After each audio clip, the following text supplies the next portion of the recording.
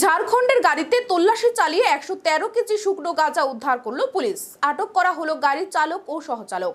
ঘটনা শুক্রবার সকালে খোয়াই মোহনপুর আগরতলা সড়কে বাইজল বাড়ির বেলফাং এলাকায়।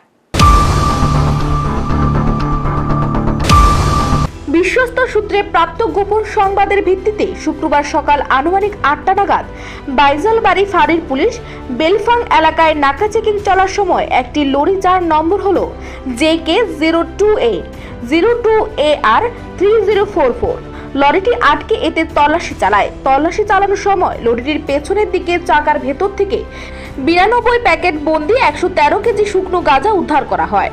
গাড়ির চালক ও সহচালককে আটক করা হয়েছে। একজনের বাড়ি বিহার, অপরজনের বাড়ি উত্তরপ্রদেশ। পুলিশ জানিয়েছে গাড়িটিও রয়েছে এখন পুলিশের হেফাজতে।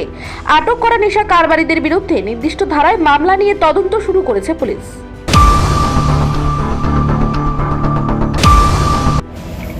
আজকে আমাদের গোপন সূত্রের ভিত্তিতে আমাদের বাইজলবাড়ি আউটপোস্টের ওসি শ্রী রিপন উচুই উনি খবর পান সকাল 8টা নাগাদ এই গাড়িটাকে আটক করা হয়।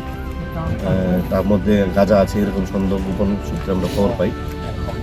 তারপরে আমরা এখন ডিসিএম খোয়াই, ওসি খোয়াই আউটপোস্টের ওসি শ্রী রিপন উচুই এবং আমরা সবাই সিভিল উইটনেসদের সামনে তল্লাশি করে এখন অবধি মোটামুটি 70 কেজির মতো গাঁজা উদ্ধার করা হয়।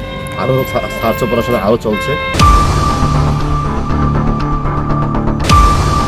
রাজ্যকে নেশামুক্ত রাখতে আগামী দিনেও এই ধরনের অভিযান জারি থাকবে বলে জানান এক আধিকারিক।